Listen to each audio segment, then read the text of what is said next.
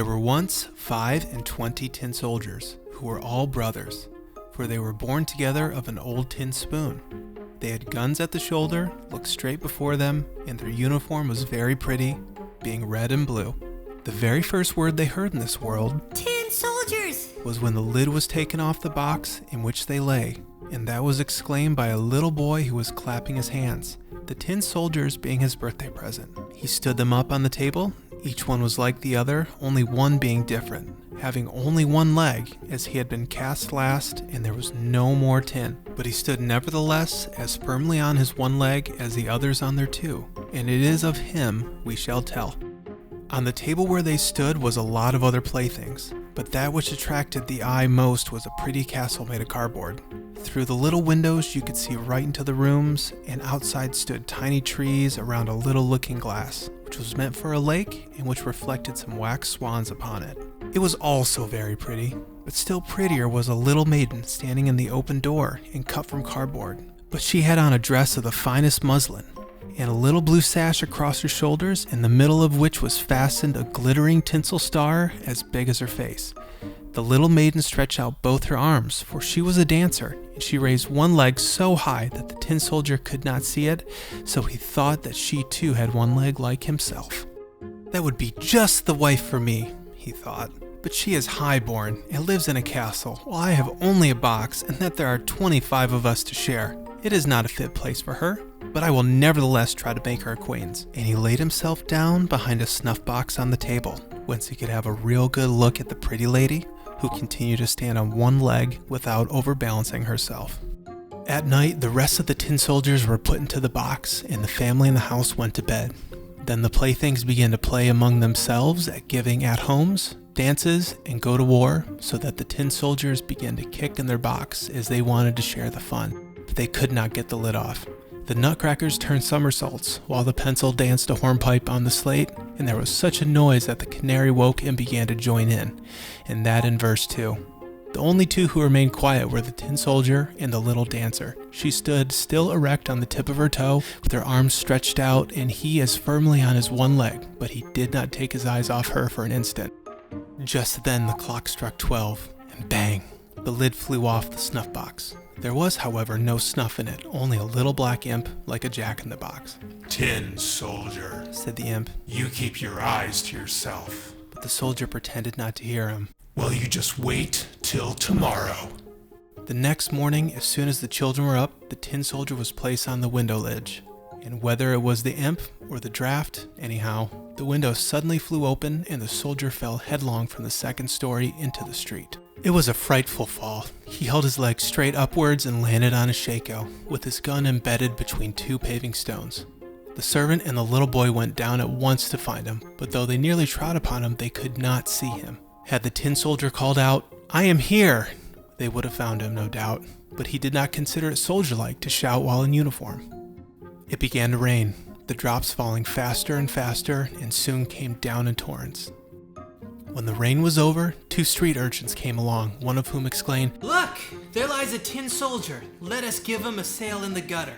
And they made a boat out of a piece of newspaper, put the soldier into it, and so he sailed down the gutter, both boys running alongside, clapping their hands.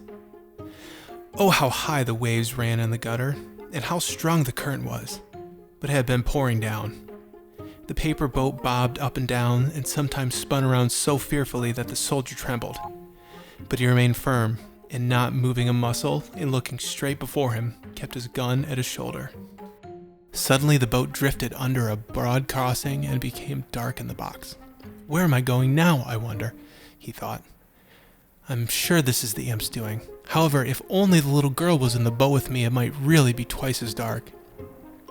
Now a large water rat appeared, which lived under the crossing. "Have you a pass?" it asked. "Hand it over." But the tin soldier did not say a word, and only clasped his gun firmer. The boat shot along, and the rat followed. Oh, how fearfully it ground its teeth, while calling out to bits of wood and straw, "Stop him! Stop him! He has not paid toll, and he has not shown a pass." But the current became stronger and stronger, and the tin soldier now saw daylight when the crossing ceased. But he heard also a roaring noise which might well terrify the bravest. Only imagine, where the crossing ceased, the water in the gutter fell straight into a big canal. a descent as dangerous as that of a waterfall to us. Now he was so near it he could not stop the boat, and down it went. But the poor tin soldier remained as firm as he possibly could. Nobody could say that he even blinked his eyes. The boat spun round 3 or 4 times, filled nearly to the edge, and was on the point of sinking. The tin soldier was in water up to his neck, while the boat sank deeper and deeper. The paper became more and more undone, and now the water was above the head of the soldier.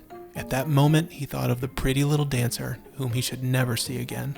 Now the paper broke. He fell through, and was in the same instant swallowed by a big fish.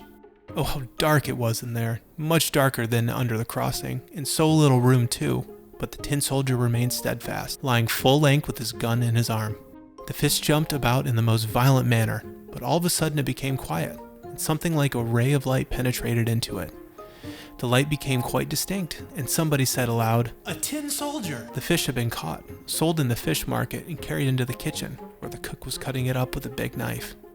She took him with 2 fingers and carried him to the sitting room, where everybody wished to see the remarkable being who had traveled about in the stomach of a fish, but the tin soldier was not at all proud. They placed him on the table, and wonder of wonders, the tin soldier was in the same room as before. He saw the same children and the same playthings on the table. The fine castle and the pretty little dancer were still there. She was still on her one leg, with the other high in the air. She too was firm. The tin soldier was so affected he could have cried, but that would not have been soldier-like. He looked at her, and she at him, but neither said anything. In the next moment, one of the little boys threw the soldier, without giving any reason, right into the fire. It was, no doubt, the imp's doing again. The tin soldier stood in the full glare and felt a heat quite dreadful, but whether it was the fire or love, he knew not. He had quite lost his colors, but nobody could tell whether on the journey or through grief. He looked at the little maiden, and she at him. He felt he was melting, but still he stood firm with his gun at his shoulder. Just then, a door was open, and the draft catching the dancer, she flew like a sylph right into the fire where the soldier stood, blazed up, and disappeared. The tin soldier had now melted into a lump, and when the servant the next morning cleared out the ashes, she found him in the form of a tin heart, while of the dancer only the tinsel star remained, and that was burned quite black.